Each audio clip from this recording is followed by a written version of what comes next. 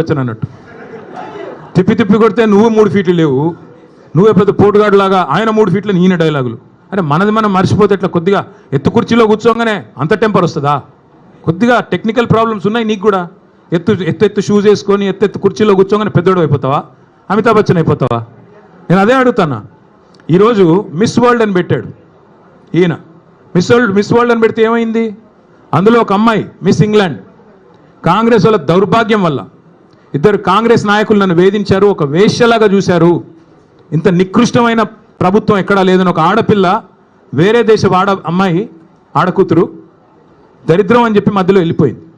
కనీసం యాక్షన్ తీసుకున్నావా? కనీసం రాష్ట్ర పరువు అంతర్జాతీయంగా మంటగలిపినందుకు ఆడకూతులకు క్షమాపణ చెప్పావా? నీదో ప్రభుత్వం, నువ్వో ముఖ్యమంత్రి. రోత మాటలు, నికృష్టపు డైలాగులు తప్ప, వైఫల్యాలు దాచుకోవడానికి ఈ నికృష్టం తప్ప ఇంకోటి ఏంది? నేను ఇంకొకటి అడుగుతా ఉన్నా. కొన్ని బాకా పత్రికలు, ఆయన ఊ అన్నా తుమ్మినా దగ్గినా ఓహో ఆహా అని రాసే బాకా పత్రికలు, ఎందుకంటే వాళ్ళు ఆడిచ్చినట్టు ఆడుతున్నాడు ఈయన. జుట్టు మొత్తం వాళ్ళ చేతుల్లో పెట్టుకుని వాళ్ళు ఎట్టు తిరగమంటే అటు తిరుగుతున్నాడు, వాళ్ళకేం రాసి ఇవ్వమంటే ఇస్తున్నాడు. కాబట్టి వాళ్ళని అడ్డం పెట్టుకుని ఈయన నా మీద పెద్ద పెద్ద రాతలు రాసుకో. పక్కాగా చెప్తున్నా, శిశుపాలుడు కూడా 100 తప్పుల దాకా బతికాడు. నీకు కూడా టైం వచ్చింది. తప్పకుండా నీ నికృష్ట మాటలు, నీ దిక్కుమాలిన ఐడియాలజీతో మరి నువ్వు ఎన్ని డైలాగులు కొట్టినా కొంతమందిని కొంతకాలం మోసగించవచ్చు, కానీ అందరినీ ఎల్లకాలం మోసగిస్తాననుకుంటే కుదరదు. 10 ఏళ్లలో కేసీఆర్ గారు ఖమ్మానికి ఏం చేశారు అని ఒక సన్నాసి అంటాడు. ఏం చేశారా? 10 ఏళ్లలో కేసీఆర్ గారు చేసింది ఏమంటే, ఒకసారి గుర్తు తెచ్చుకోండి. 2014లో ఖమ్మం పట్టణం ఎట్లా ఉండే, 23లో ఎట్లా అయింది? ఖమ్మంలో ఎన్ని మెడికల్ కాలేజీలు ఉండే ప్రభుత్వ ఆధ్వర్యంలో 2014కు పూర్వం కాంగ్రెస్ పరిపాలన ఉన్నప్పుడు? తర్వాత ఎన్ని వచ్చినాయి? ఖమ్మంలో ఐటీ హబ్ ఉండేదా? ఖమ్మంలో రోడ్లు ఎట్లా ఉండేది? ఖమ్మంలో ఇక్కడుండే మీ చెరువులు ఎట్లా ఉండేది? మీ గోళ్ళపాడు కాలువ ఎట్లా ఉండేది? ఒక్కసారి గుర్తు తెచ్చుకోండి. కొత్తగూడెం జిల్లా చేయడమే కాదు, 2 మెడికల్ కాలేజీలు ఇవ్వడమే కాదు, సీతారామ ప్రాజెక్ట్ లాంటి అద్భుతమైన ప్రాజెక్టు, జిల్లాలోని ప్రతి ఇంచుని ప్రతి అంగుళాన్ని తడిపే ప్రాజెక్టే కాదు, ఇవాళ ఖమ్మానికి కేసీఆర్ గారు చేసినంతగా ఎవరైనా చేశారా? ఒక్కసారి గుండె మీద చేసుకొని చెప్పమని నేను కోరుతా ఉన్నా. అట్లాగే నేను రేవంత్ రెడ్డిని అడుగుతా ఉన్నా, సూటిగా అడుగుతా ఉన్నా. దమ్ముంటే మగాడివైతే చెప్పు, నీ సీటుకు ఎవడెసరు పెడతాడో అని చెప్పి ఇవాళ డిప్యూటీ సీఎం బట్టి విక్రమార్క, అదేవిధంగా రెవెన్యూ మంత్రి పొంగులేటి, అట్లాగే ఉత్తమ్ కుమార్ రెడ్డి ఇరిగేషన్ మంత్రి, వీళ్ళ ఫోన్లు నువ్వు ట్యాప్ చేయట్లేదా? ఈరోజు చెప్తావా? నీ మనవాడి మీద ఒట్టేసి చెప్తావా బయటకు వచ్చి నేను వీళ్ళ ఫోన్లు ట్యాప్ చేయట్లేదని? వీళ్ళ రాష్ట్రంలో వేలాది ఫోన్లు ట్యాప్ చేస్తున్నమాట వాస్తవం కాదా? చెప్తావా? లై డిటెక్టర్ ముందు కూర్చొని చెప్తావా? మగాడివైతే రా, బయటకు వచ్చి ఒట్టేసి చెప్పు దమ్ముంటే. చేసేది దౌర్భాగ్య పనులు, గలీజ్ పనులు, మీదికెళ్ళి పెద్ద పెద్ద మాటలు. ఒక గల్లీ రౌడీలాగా ఢిల్లీకి పోయి సిల్లీ మాటలు మాట్లాడిన ముఖ్యమంత్రికి నేను ఒకటే చెప్తా ఉన్నా.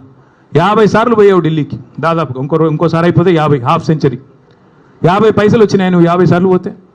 పోవడం, చీకట్లో మోడీ కాళ్ళు పట్టుకోవడం, చీకట్లో అమిత్ షా కాళ్ళు పట్టుకోవడం, రాహుల్ గాంధీ ఏమో దేక్తలేడు, నిన్ను అపాయింట్మెంట్ ఇస్తలేడు. ఇక ఈయన నా గురించి మాట్లాడతాడు. నేను చర్చకు రారా అయ్యా, నీ సవాలు నేను స్వీకరిస్తున్నా అంటే పారిపోయాను. మళ్ళీ నన్ను అంటాడు నేను పారిపోయిన పిరికి పందని అంటాడు. పారిపోయి ఢిల్లీలో దాక్కున్నది నువ్వు, నేను కాదు. సొంత ఛాలెంజ్ని కూడా స్వీకరించలేవు నువ్వు.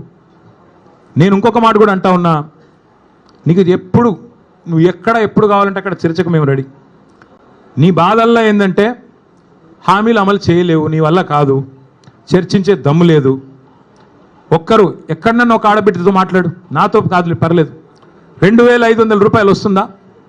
4000 పెన్షన్ వస్తుందా? తులం బంగారం వస్తుందా? నువ్వే కదా డైలాగ్ కొడుతీవి. కేసీఆర్ ఉన్నప్పుడు కళ్యాణ లక్ష్మి పెళ్ళైన 2 నెలలకు వస్తుంది, నేను లగ్నపత్రిక పెట్టుకోగానే ఇస్తా అని చెప్తీవి కదా, ఎక్కడన్నా ఒక్కరికి వచ్చిందా?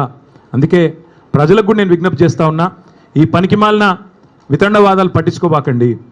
అట్లాగే ఇంకొక మాట కూడా నేను చెప్తా ఉన్నా, ఈ దగుల్బాజీలు చేసే లుచ్చా రాజకీయాన్ని కూడా తప్పకుండా తిప్పికొట్టాలి. గాసిప్స్ ద్వారా, చిట్చాట్ల ద్వారా, తంబునేల్స్ ద్వారా చేసే వికృత రాజకీయం, నికృష్ట రాజకీయాన్ని తప్పకుండా నిలదీయాలి, నిగ్గదీయాలి. 420 హామీలు ఏమైనాయని చెప్పి తప్పకుండా అవసరమైతే రానున్న రోజుల్లో గల్లాబట్టి అడిగే రోజులు కూడా వస్తాయి. 6 గ్యారంటీలు అమలు అవుతున్నాయి, పక్కా అవుతున్నాయి, 100% అవుతున్నాయి. ఏంటి 6 గ్యారంటీలు? 1, ఫస్ట్ గ్యారంటీ అనుముల సోదరుల కోసం భూదందాలు గ్యారంటీ బ్రహ్మాండంగా చేస్తున్నారు. 4th city AI city Hyderabad చుట్టూ 1000 ఎకరాల్లో RRR పేరిట తొందరలో బయట పెడతాం, సర్వే నెంబర్లతో సహా బయట పెడతాం, మీరు చూడండి. రెండో గ్యారంటీ బాబు గారి కోసం